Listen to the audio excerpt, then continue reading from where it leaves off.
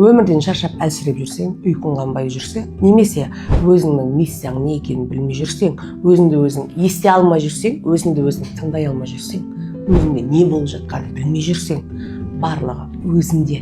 Сырттан ештеңе іздеме, сырттан ешқайда барма. Тек өзіңе көмектескен бір техниканы таптың ба, соны қолдан. Тек өзіңе көмектескен бір адамды таптың ба, соның етегінен ұста. Қайтесің, анда-мында барып шашылып. Сол үшін тек адам өзімен алысып, өзімен жұмыс істеген кезде ғана барлығын өзі шешеді. Барлығының жауабы өзінде екенін түсінеді. Бұл жолдан мен өзім де өттім.